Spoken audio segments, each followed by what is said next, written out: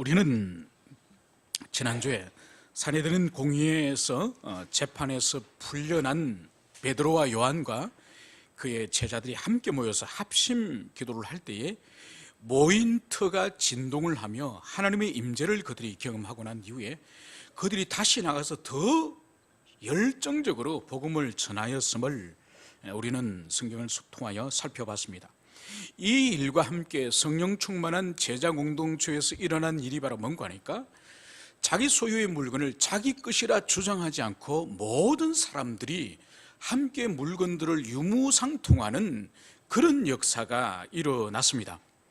그리고 더 나아가서 집이 있거나 땅이 있는 사람들은 그것을 팔아서 그것을 사도들 발 앞에 두어서 필요한 사람들에게 나누어질 정도로 크게 물질적으로 헌신한 사람들이 있었음을 성경이 기록을 하고 있는 것이죠.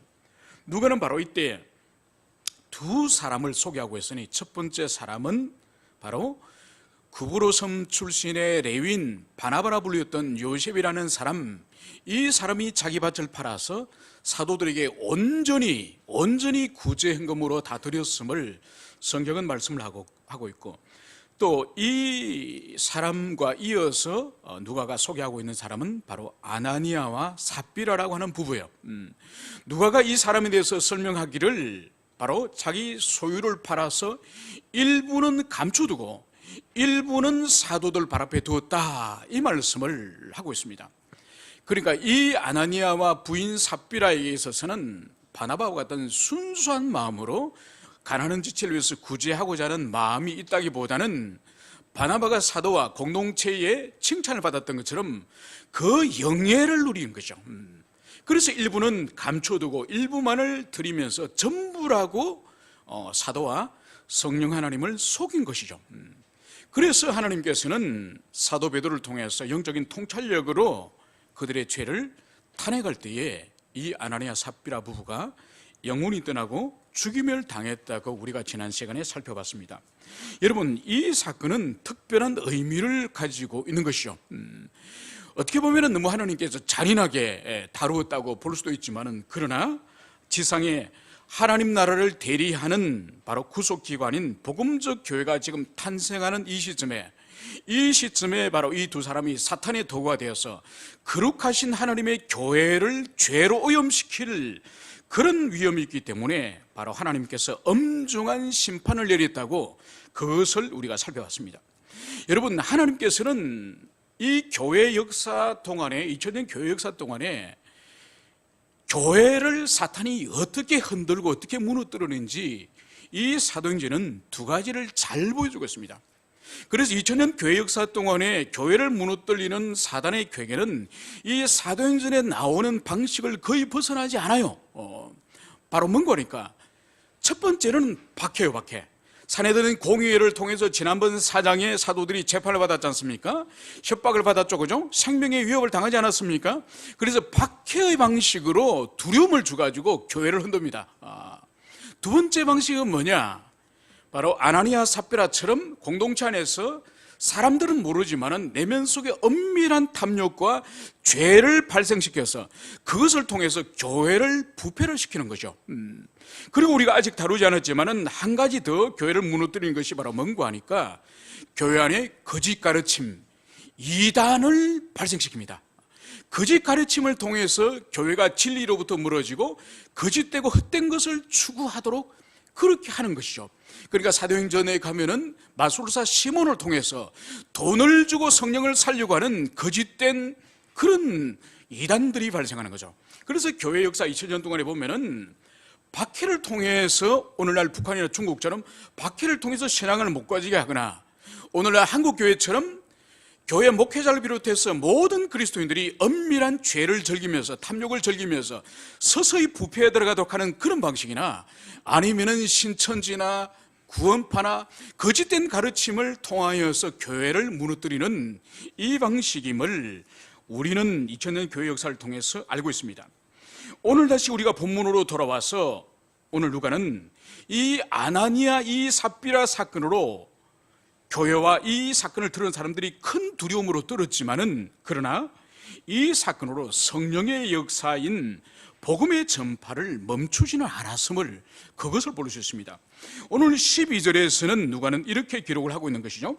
사도들의 손을 통하여 민간의 표적과 기사가 많이 일어나매 믿는 사람이 다 마음을 같이하여 솔로몬 행각에 모이고, 그러니까 아나니아 삽비라 사건을 통해서 이 교회에 있는 성도들도 하나님에 대한 큰 두려움이 임하였고, 또 예루살렘에 있는 백성들도 바로 교회 안에서 하나님을 속였던 두 부부가 죽임을 당했다고 하는 그 소문을 통해서 큰 두려움을 가졌지만은, 그러나 성령의 사역은 멈추지 않았습니다.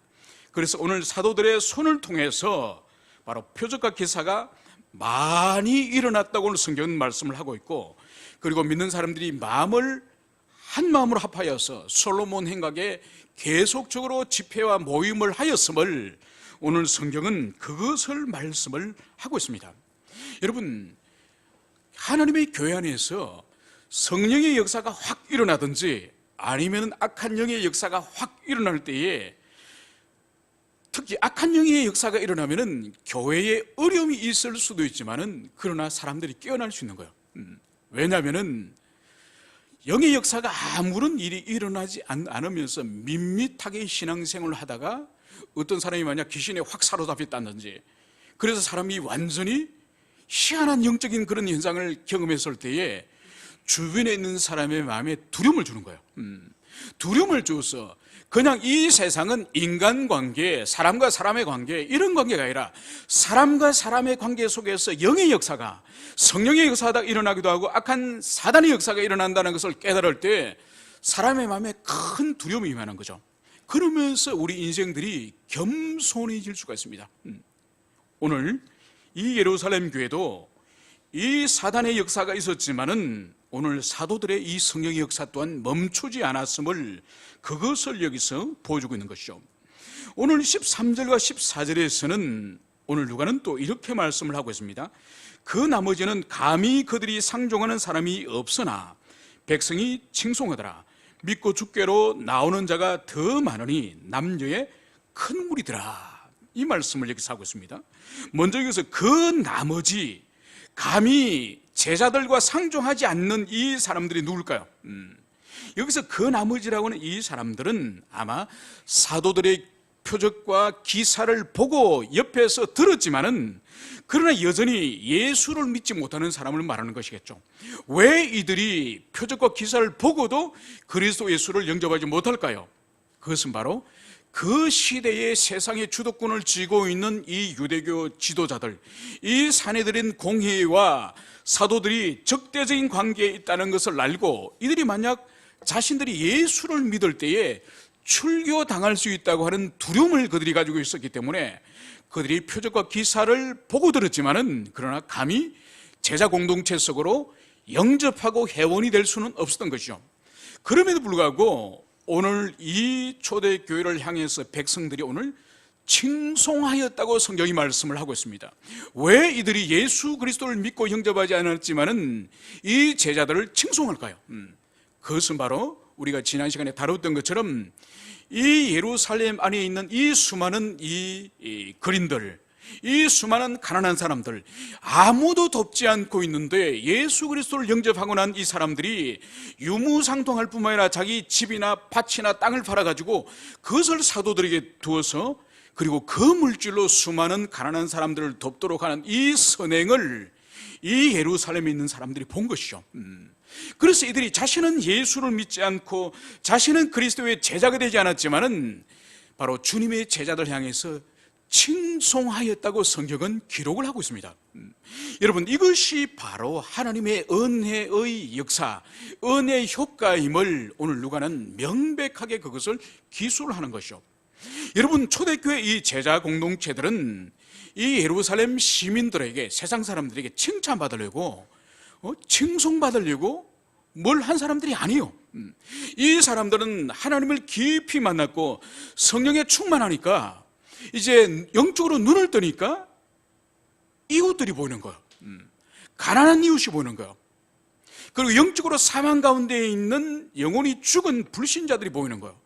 그래서 그들이 복음을 전하였고 자기 소유를 팔아서 물질이 필요한 자에게는 물질을 주고 영적인 자선이 필요한 자에게는 영적 자선인 복음을 전하고 이 일을 그들이 했을 뿐이에요. 여러분, 그런 삶이 참된 성도의 삶이에요. 결코 세상을 의식하거나 이웃에게 칭찬을 받고 싶어 하거나 이웃에게 인정받고 싶은 것이 아니라 하나님의 말씀을 따라 순종하며 살 때에 주님이 은혜를 주시고 영혼의 각성을 시켜주니까 가난한 자들에게는 주문을 들어서 구제하고 또 복음과 그리스도 예수와 진리를 모름으로 말미암아서 인생이 뒷꼬여가지고 그 영적으로 무지함으로 말미암아서 얼마나 비참한 가운데 헛된 우상과 헛된 관습과 헛된 미신 속에서 살아가는 사람들이 이 세상에 얼마나 많습니까? 그 사람들의 복음을 딱 전해줌으로 인생을 깨끗이 정리하여서 주님 앞에 살도록 하는 이 영적인 자선, 이것을 제자들이 했을 뿐이에요. 그런데 세상 사람들이 볼 때는 엄청난 도덕과 윤리의 삶을 그리스도인들이 살기 때문에 칭송을 한 거예요. 이것이 바로 복음의 효과고 이것이 바로 예수님이 제자들이 가르쳤던 산상수훈의 빛된 삶, 소금된 삶이 바로 이거예요. 산 위에 있는 동리가 숨길 수 없는 것처럼 바로 우리 그리스도인들이 복음에 합치될 때에 세상 사람들이 우리 존재와 삶 자체 앞에만 서더라도 부끄러운 거예요. 우리가 그 사람들에게 당신 이렇게 살지 마라 말하지 않더라도 우리 존재와 우리 인격과 삶 자체가 비치고 소금이기 때문에 그 앞에만 서더라도 세상 사람들이 머리를 숙이고 세상 사람들이 자기를 부끄러워하게 하는 그 존재가 우리 그리스도인이에요. 여러분, 오늘날 우리 시대에 가장 필요한 것이 바로 뭔가 하니까 대대적인 각성과 회개와 참회의 역사가 일어나야 돼요. 오늘 이 조국 교회에 있어서는 이것이 가장 필요해요. 여러분, 18세기에 요한 웨슬러라고 하는 그 인물을 하나님께서 영국에 보내주신 것은 이것은 영국을 살린 일이에요. 왜냐하면 영국은 우리가 알다시피 18세기 들어가면서 산업혁명이 아주 급속도로 발전합니다. 유럽에서 세계에서 최고의 산업혁명의 그런 혜택을 누리고 있는 그런 나라였죠. 그것이 사회적으로는 가난한 자와 부자가 극도의 차이를 느끼게 하는 거예요. 그래서 농촌에서 양치고 농사 짓던 밀농사 짓던 사람들이 런던으로 다 몰려들어가지고 날품팔이라도 하려고 몰려들어가 공장 노동자가 돼가지고 런던의 슬럼가는 얼마나 더럽고 얼마나 매출이 많고 알코올 중독자가 많고 살인이 많고 강도가 많고 완전히 지옥을 방불하는 런던이었어요. 그래서 그 시대를 마르크스는 이 공산주의는 반드시 영국과 같은 사회에서 일어난다. 그래서 영국이 세계 최초의 공산국가가 될 것이다, 이렇게 확신하지 않았습니까? 그런데 어떻게 됐습니까? 하나님께서 요한 웨슬레를 보내주신 거죠. 그래서 요한 웨슬레라는 사람이 깊이 각성하고 주님을 만나고 나서 그가 복음 전도자가 되고 그가 목회자가 되어서 영국이 뒤집어집니다. 그래서 교회가 먼저 살아나고 교회가 먼저 각성할 뿐만 아니라 더 나아가서 무슨 일이 일어나냐, 이 그리스도인들이 자기 삶의 현장으로 돌아가서 직장마다 돌아가서 모든 사회 형국의 구조에 그 악에 대해서 저항을 합니다. 하나님의 말씀과 진리로. 그래서 우리가 잘 아는 월비푸스라고는 위대한 정치가는 자신이 국회의원이기 때문에 자신이 있는 국회에서 법을 통해서 악법은 모두 폐지하고 그리고 진정으로 영국에 필요한 법들은 새롭게 만듭니다. 그래서 어린아이들이 그 8살짜리 애들이 8살, 6살짜리 애들이 몸이 작지 않습니까? 그죠? 우리 진유와 온유 같은 애들, 이런 애들이 그 공장의 방적기라든지 거대한 공장 기계에 이 애들이 필요한 거예요. 방적기에 실밥이 떨어지나 옷감이 떨어질 때 그 작은 틈 구석에 어른들이 못 들어가니까 요 어린애들 밧줄을 허리에 묶어가지고 그 집어 있는 거예요. 그래가지고 기어에 그 톱니바퀴 애가 찡겨가지고 몸이 조각나 죽는 이런 일들, 그리고 거대한 공장에 그 꿀뚝에 연기가 재에 막히면은 그걸 구멍을 뚫어야 되는데 어른들이 못 들어가니까 그 작은 7살, 8살 된 애를 밧줄에 묶어가지고 그 꿀뚝 구멍에 빗자루를 주가 집어있습니다. 그래가지고 그 꿀뚝 구멍 재청소를 애들에게 시키는 거예요. 그러면서 애들이 시름시름 알아서 나중에 죽는 거죠. 나중에 의학적으로 알고 보니까 그것이 이 재와 이 가루를 마시고 애들이 암에 걸려서 애들이 죽은 거예요. 그래서 이 어린애들이 노동부터 해가지고 얼마나 사회가 가난한 노동자와 아이들의 임금을 착취하고 그런 악한 시대인지 몰라요. 그리고 아프리카 노예들을 수입을 해가지고 그것을 미국에 팔고 유럽에 팔고 엄청난 노예 무역을 하고 영국이 부자로 살았던 것이요. 이것을 바로 요한 웨슬러와 윌비포스가 이러면은 우리 영국은 하나님으로부터 저주를 받습니다. 이러면은 위대한 영국이 될 수 없습니다. 그러면서 그 나라에 있는 모든 악법과 사회적인 구조들을 악들을 다 제거를 합니다. 여러분, 바로 한 사람 요한 웨슬레가 각성되어지고 교회가 깨어나니까, 그러니까 모든 사회의 악들을 하나님의 말씀에 근거할 때 보여지는 모든 악들을 영국이 제거를 하기 시작한 거예요. 그래서 영국에 공산주의가 일어나지 않고 혁명이 일어나지 않았어요. 오히려 혁명은 프랑스에서 일어나는 거죠. 여러분, 이 위대한 일이 바로 교회를 통해서 한 사람의 심령의 참된 변화를 통해서 일어나는 거예요. 오늘 예루살렘에 있는 이 교회를 보십시오. 이 사람들이 세상 사람들의 칭찬과 그 칭송을 받을 목적이 아니라 하나님의 말씀에 순복하고 하나님의 은혜를 받으니까 이 사람들이 변화되어지고 예루살렘의 하나님의 자비가 가난한 자들에게 임하였음을, 그것을 볼 수 있습니다. 그래서 우리가 이 시대도 우리가 간구해야 될 것은 뭔가 하니까 내 한 사람이 구원받고 내 한 사람이 천국 가는 그것으로 만족하면 안 돼요. 내가 있는 우리의 가정, 우리의 자녀들, 내 직장들, 내가 할 수 없는 것은 할 수 없지만은 내 능력의 범위 안에서, 내 직분의 범위 안에서 할 수 있는 그 안에서는 하나님의 나라가 이루어지도록 우리는 헌신하고 순종하며 살아갈 것을 여러분들에게 촉구합니다.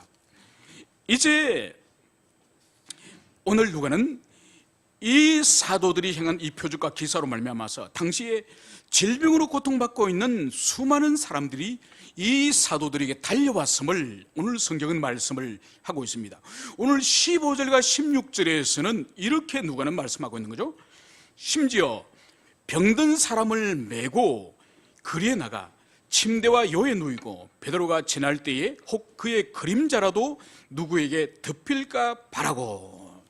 여러분, 2000년 전에 얼마나 많은 사람들이 제대로 된 의학적인 그런 의료 치료를 받지 못하고 얼마나 많은 사람들이 질병 가운데 노출되고 비참한 삶을 살았겠습니까?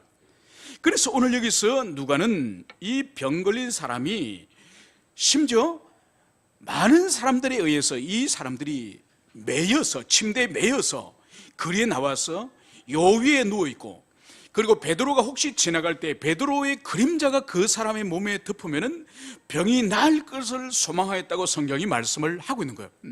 그러니까 얼마나 이 사람들이 마음에 간절한 마음으로 병이 치유되기를 원하고 간절한 마음으로 베드로의 그 그늘이라도 한번 쬐보려고 이 사람들 마음에 얼마나 소망이 있었음을, 그것을 보여주는 거예요.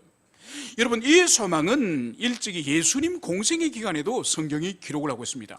바로 우리가 잘 아는 혈루병에 걸렸던 그 여인이 예수님 지나갈 때에 주님, 제가 몹설병에 걸렸습니다. 저를 고치십시오. 이 말할 용기가 나지 않고, 그러나 병은 낫고 싶고, 그래서 그 여인이 어떻게 했습니까? 지나가시는 예수님의 옷자락을 살짝 잡은 거야. 그렇게라도 하면은 자기 병이 나을 것을 믿으며 확신을 가지고 주님의 옷을 잡은 거야. 바로 그런 심령으로 오늘 베드로가 지나갈 때에 베드로가 자기 자신에게 안수 기도를 해주고 축복 기도 해주는, 그거는 바라지도 않아요. 베드로가 지나가면서 베드로의 그 그림자라도 자기 몸에 스치면은 병이 나을 것을 그렇게 소망하는 거죠. 여러분, 이것은 이후에 더 나가면은 사도 바울도 마찬가지예요. 그러니까 사람들이 얼마나 질병으로부터 해방되어지고 병이 고침을 받고 싶으면 사도 바울의 손수건을 가지고 자기 몸에, 사도 바울의 손수건이 자기 몸에 닿으면 병이 나을 거라고 그렇게 소망하는 거예요. 여러분, 예수님의 옷자락에 어떤 권능이 있습니까? 베드로의 그림자에 어떤 권능이 있습니까? 바울의 손수건에 권능이 있습니까? 아니에요. 주님의 옷자락에도 권능이 없고 바울의 손수건에도 권능이 없고 베드로의 그림자에도 권능이 없는 거예요. 그리고 권능은 어디 있냐? 예수 그리스도의 이름과 그리고 예수 그리스도의 이름을 믿는 그 믿음, 그것을 보시고 주님이 성령으로 역사하시는 거예요. 여러분, 이것이 오늘도 우리에게 필요한 것이에요.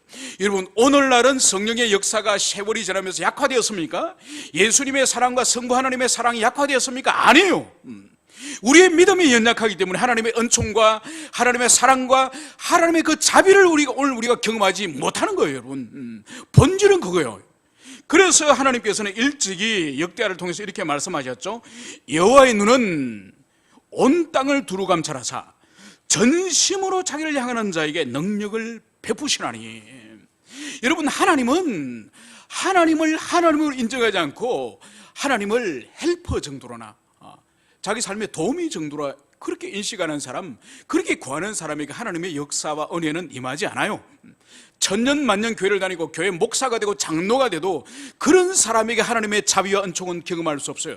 분명히 하나님 당신께서 말씀하시기를 여호와의 눈은 온 땅을 두루 감찰하사 전심으로 자기를 향하는 자에게 능력을 베푸신다고 말씀하세요.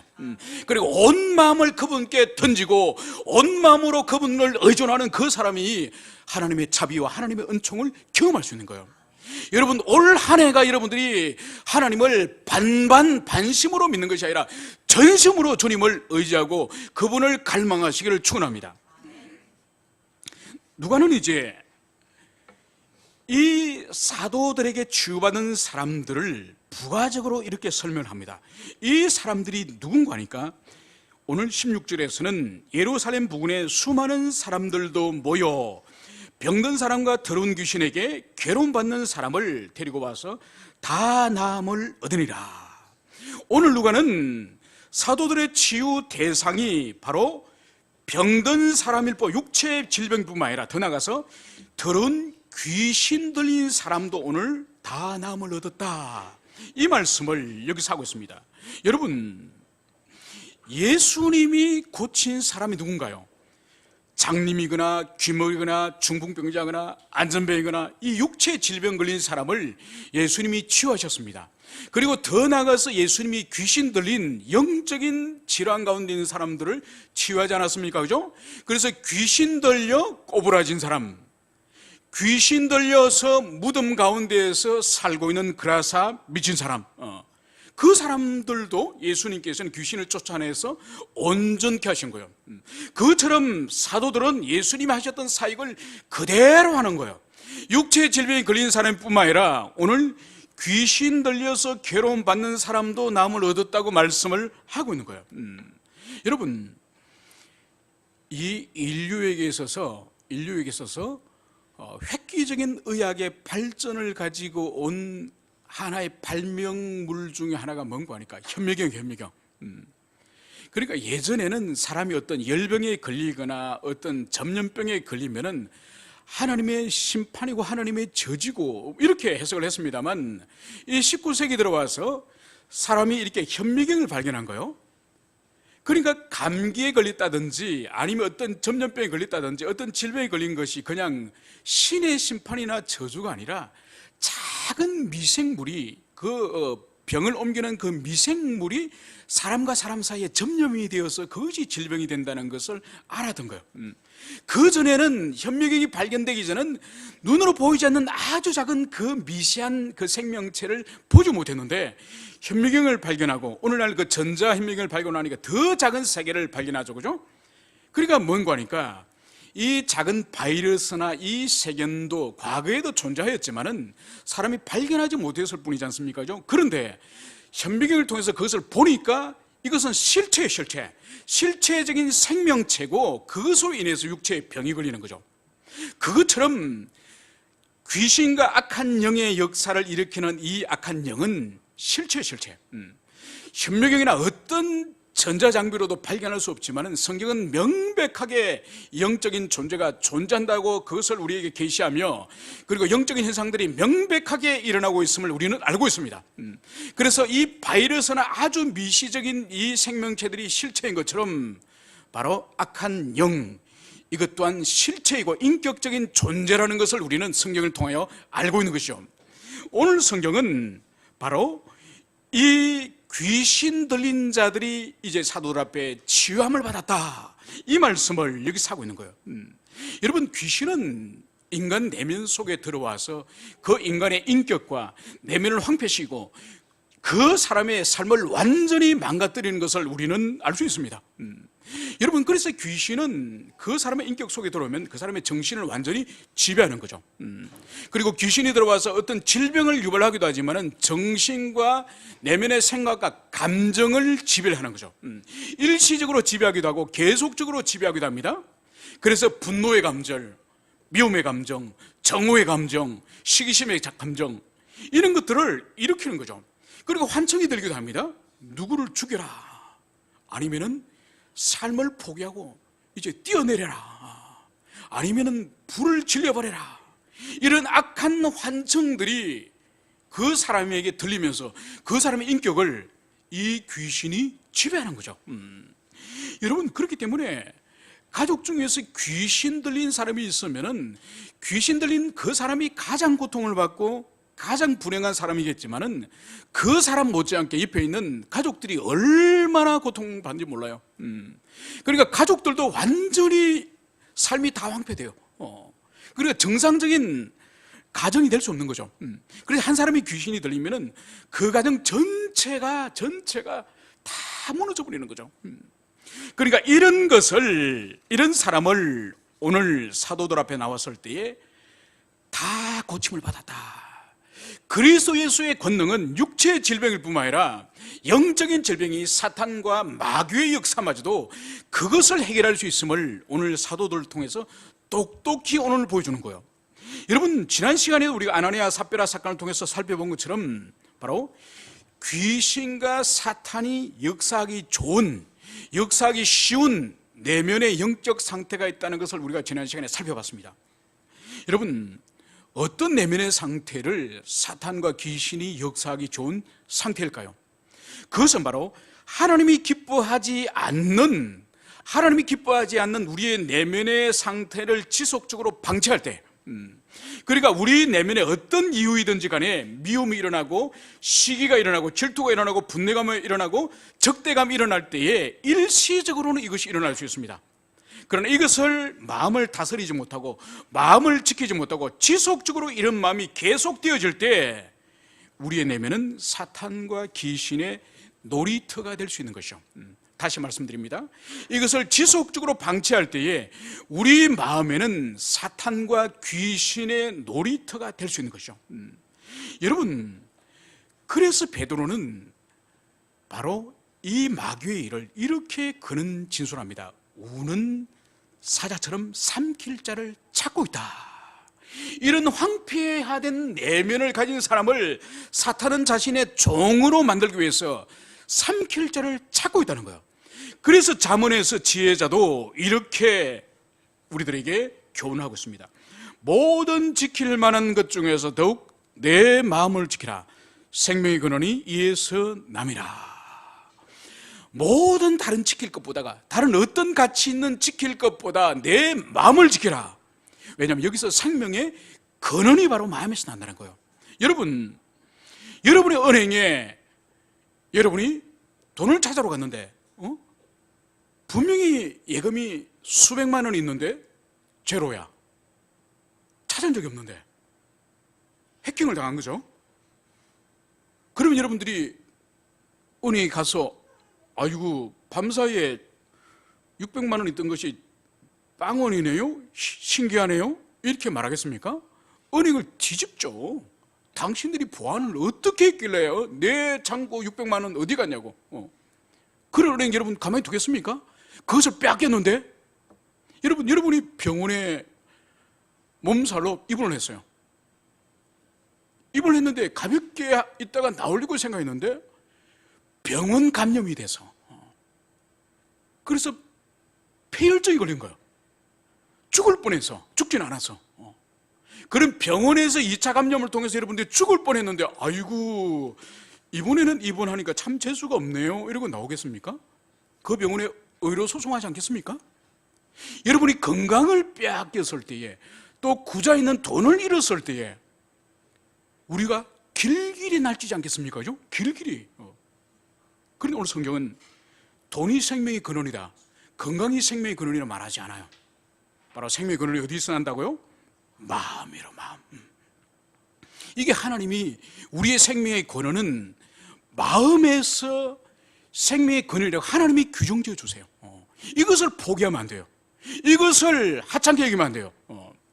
그래서 사탄은 우는 사자처럼 내면이 황폐되어 있고 내면이 먹잇감이 되어 있는 사람들을 우는 사자처럼 오늘도 두루 돌아다니는 거예요.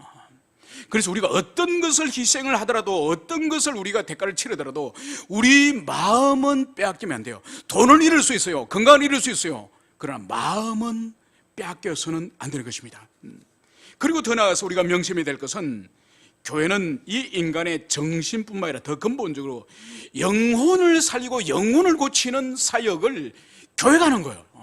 여러분, 이 세상에 어떤 최첨단 의료 장비를 가지고 우리 몸을 찍더라도 영혼의 상태는 알 수 없습니다. 영혼이 보이지 않아요. 영혼은 그런 가시적인 존재가 아니에요. 그래서 이것은 오직 하나님의 말씀과 성령이 위탁된 하나님의 교회에서 오직 영혼이 살아나며 영혼이, 병든 영혼이 고쳐지는 거예요. 그래서 여러분, 모든 그리스도인들은 영적 의료기관의 의사들. 여러분, 여러분들이 이 세상에 하나님이 파송한 영적 의료기관인 교회의 영적 의료기관에 여러분들이 의사예요, 의사. 그래서 어떤 사람은 의과대학에 이제 학부를 다니는 사람도 있습니다. 그죠?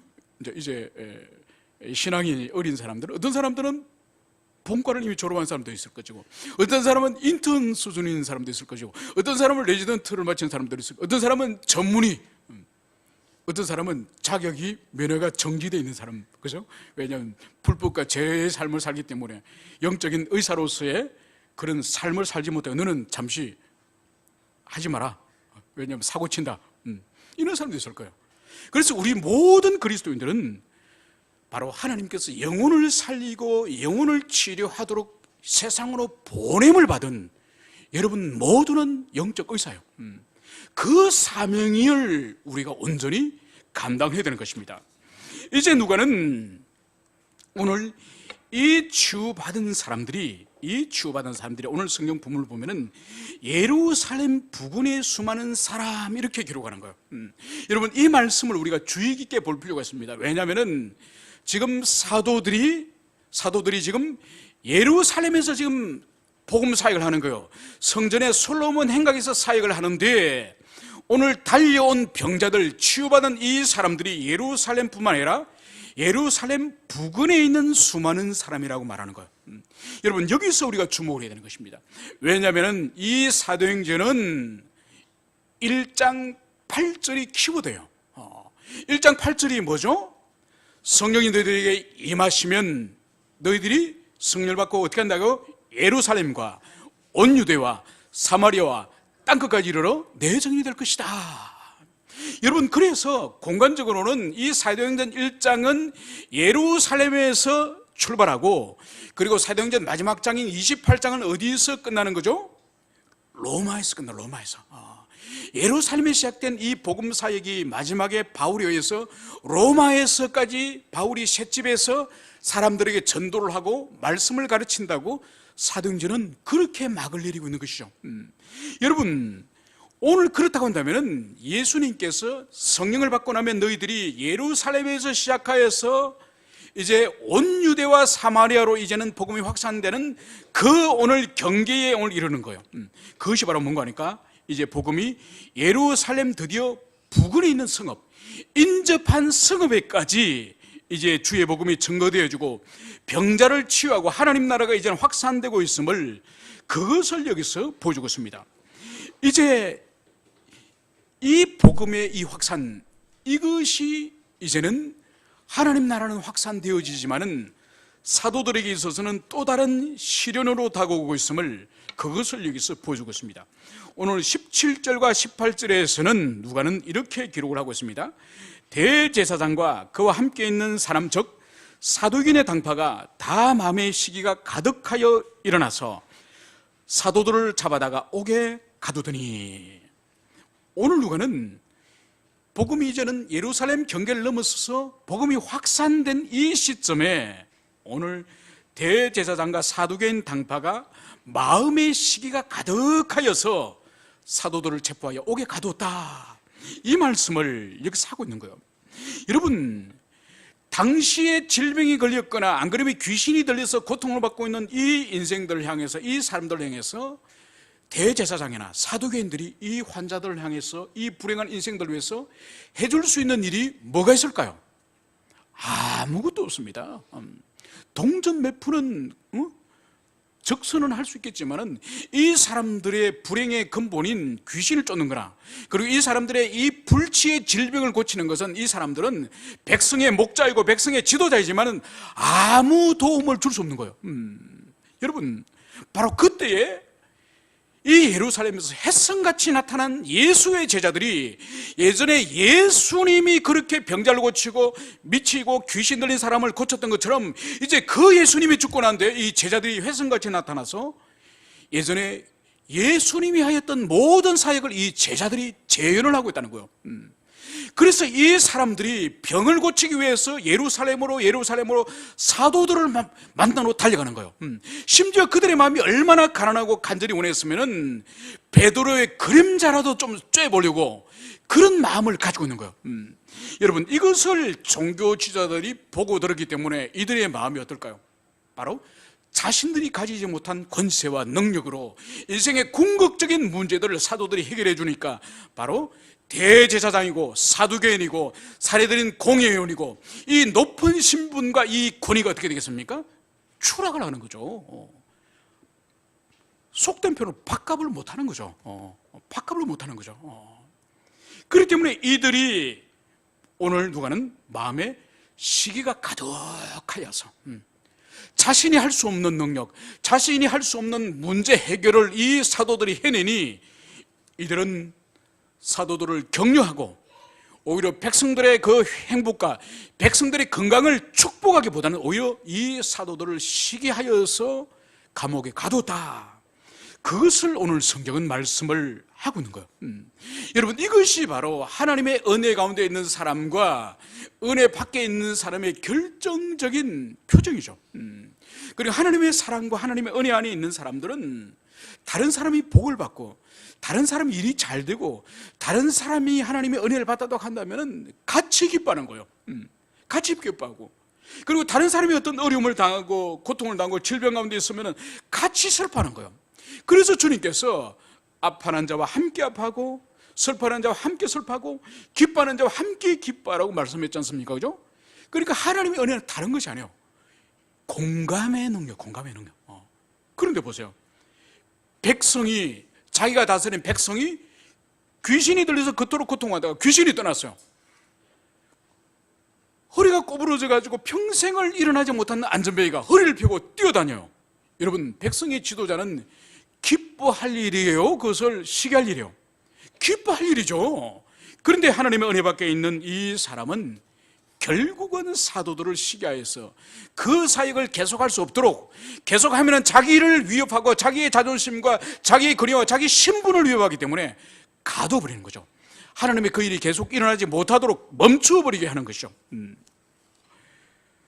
그러나 주님께서는 이 주님의 말씀에 순종하는 이 제자들을 위기 가운데 방치하지 않습니다. 이들이 감옥에 갇혀 있었지만은 하나님의 손길은 일어나는 것입니다. 이것은 이미 4장 29절에서 그들이 산헤드린에서 재판을 받고 나왔을 때 합심으로 기도할 때 그들은 먼저 이렇게 기도했습니다. 주여, 이제도 그들의 위협함을 굽어보시고. 그들이 산헤드린에서 첫 번째 재판을 받고 나왔을 때에 하나님께 자신이 현실적으로 산헤드린 공의의 그 공권력이 두려운 거예요.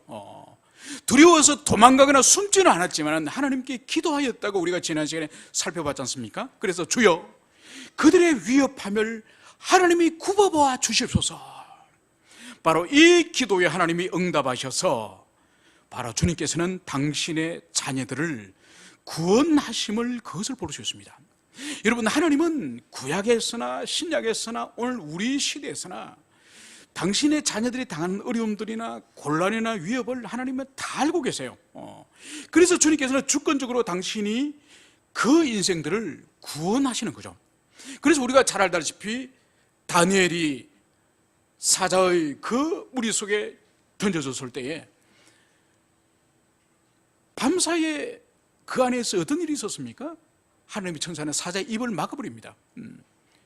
다니엘을 조금 더 해치지 못하도록 입을 막아버리는 거죠. 그리고 다니엘의 3명의 친구들이 모든 만조백관들이 우상 숭배하는 자리에 그 3명의 친구들이 우리는 절대로 우상에게 절할 수 없습니다. 그 고백을 하지 않습니까? 그러고 나서 그 왕이 화가 나서 그 사람을 용광로 불 속에 집어넣어 버리지 않습니까? 그죠? 불 속에 집어넣었을 때 어떤 일이 벌어져요? 불타버립니까? 그렇지 않죠. 바로 하나님의 천사를 통해서 그 사람들이 불 속에서 머리카락이나 옷자락 하나도 타지 않았다고 성경은 말씀을 하고 있는 거예요. 여러분, 왜 성경은 이렇게 다니엘과 그의 친구들의 이 보존에 대해서 성경은 기록하고 있을까요? 그것은 바로 오고 오는 모든 세대에 하나님의 백성들에게 너희들도 다니엘과 그의 친구들처럼 너희들도 내가 너희들을 불꽃 같은 눈길로 지켜보고 너희들을 지켜주고 있다. 그것을 주님께서는 계시의 말씀을 통해서 우리들에게 알려주시는 거예요. 우리가 느끼지는 못하지만, 우리가 보지는 못하지만, 여러분, 오래전에, 그러니까 18세기, 19세기에 아프리카로 선교사들이 아주 위험한 지역으로 오지로 선교 사역을 많이 들어갔습니다. 그런데 그 아프리카 그 원시 부족들 가운데 실제로 식인종들이 상당히 있었다고 합니다. 식인종들이. 그래서 선교사들이 실제로 그런 인종들에게 잡히면은 그냥 죽일 뿐만 아니라 그냥 먹어버리는 거예요. 사람들이 구워서 먹어버리는 거예요. 그런데 어떤 선교사님이 긴 세월 동안 그 식인종 부족들에게 전도를 하다 드디어 회심자를 얻은 거예요. 그리고 이 사람들이 이제는 회심을 하고 이제 교회 안으로 들어온 거예요. 그러면 이 사람들이 어떤 한 가지 고백을 하는 거예요. 뭔가 그러니까 여러 해 전에 우리 부족의 사람들이 이제 선교사님 당신 가족들을 죽이고 해치려고 그날 밤에 갔습니다. 그런데 집 주위에 빛나는 몸을 가진 사람들이 칼을 들고 있었습니다. 그래서 우리가 당신 가족을 죽이고 당신 가족을 해치려고 갔다가 당신들을 지키고 있는 그 사람들 때문에 저희들이 포기를 했습니다. 누굴까요? 하나님의 천사죠. 그러니까 특별하게 우리가 일상적으로 보고 경험할 수 없지만 하나님께서는 특별한 사역과 특별한 경우에는 지금도 하나님의 천사들을 사람들이 눈에 보이도록 가시적으로 당신의 백성들을 보호하는 것이죠. 그것처럼 이 사도들을 오늘 성경은 19절에서 주의 사자가 밤에 옥문을 열고 끌어내어 이르되, 바로 하나님의 사자가, 이 하나님의 사자가 천사인지 아니면 인간 사자인지 그것은 성경은 말하지 않습니다. 하나님의 사자라고만 말해요. 그런데 오늘 옥문을 열고 끌어냈다는 거예요. 여러분, 옥문이 열릴까요? 옥문을 사람들이 들어가서 열고 나오도록 밖에서 아무도 안 지킬까요? 아니죠. 경비병들이 철저히 지키고 있고 그 옥문은 반드시 어떤 자물쇠나 어떤 잠금 장치가 되어 있을 거예요. 그런데 그것을 마치 안방문을 열듯이 열고 들어가서 사도들을 다 밖으로 들여놓은 거예요. 그러므로 이것은 하나님의 천사라고 그렇게 보는 것이죠.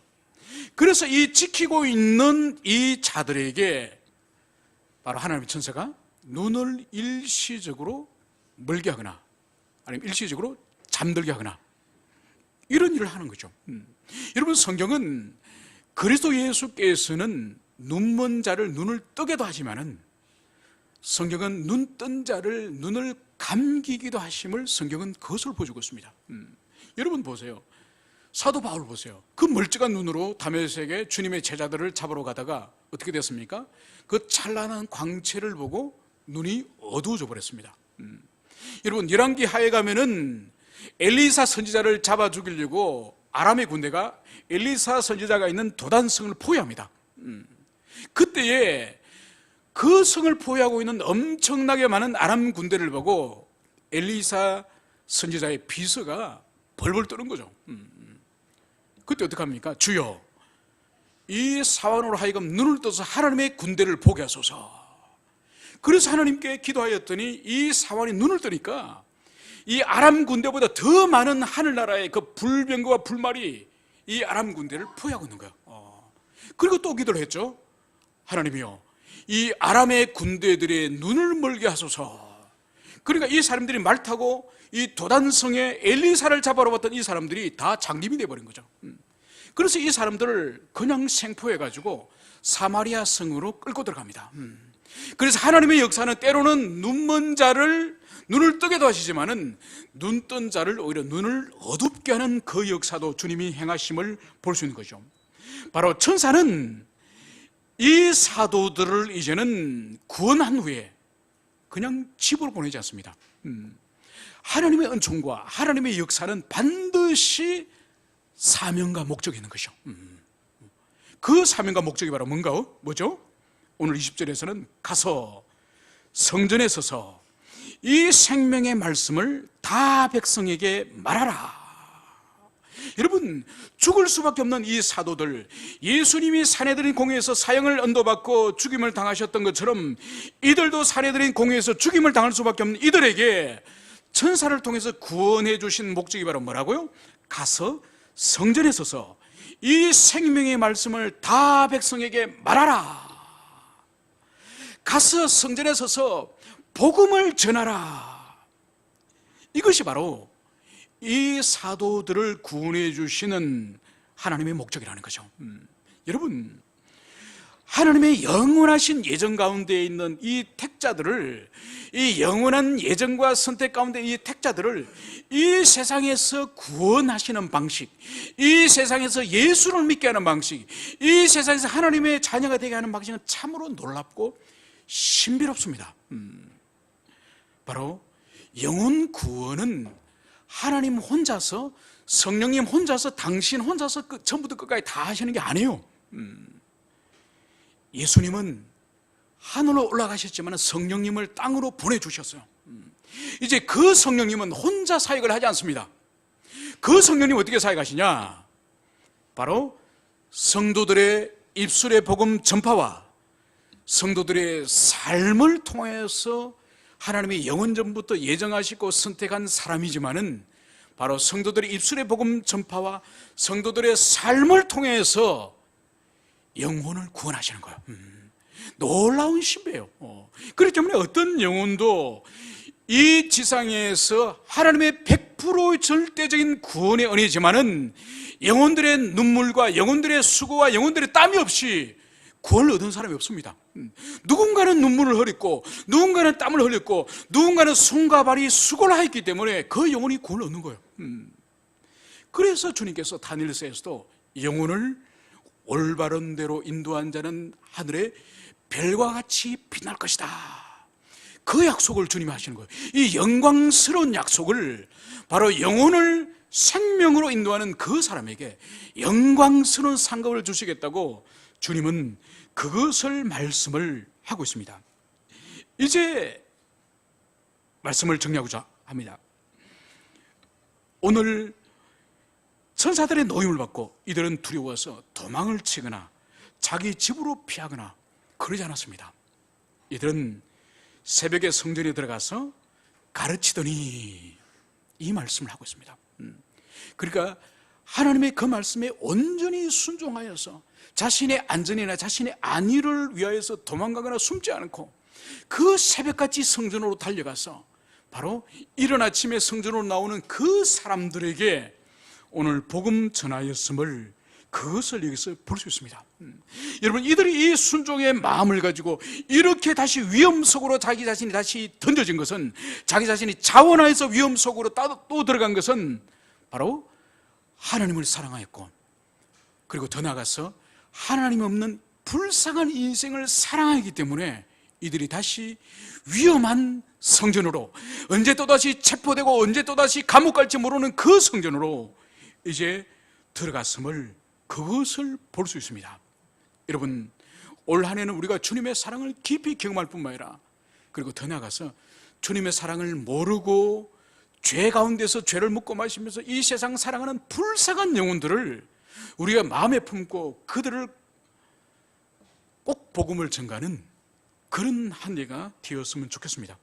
제가 어제 말씀을 준비하면서 제가 마음으로 기도하면서 반드시 올 한 해 동안 내가 복음을 전해야 될 사람들이 누군가 이렇게 살펴보면서 제 사촌들 안에서, 사촌의 범위 안에서 딱 12명이 생각이 나더라고요. 12명. 그래서 올 1년 동안은 이 12명을 기도를 하고, 또 때로는 전화를 하고, 때로는 책을 보내주고, 때로는 편지를 써서 이 12명에게는 반드시 올해는 복음을 전해야 되겠다, 그 결심을 어제 했습니다. 여러분들께서도 이 사도행전을 올 한 해 동안 강론하는 이 시간 동안에 여러분 마음에 바로 결단한 영혼들을 향해서 실천적으로, 행동으로 복음을 전가하는 여러분 되시기를 축원합니다.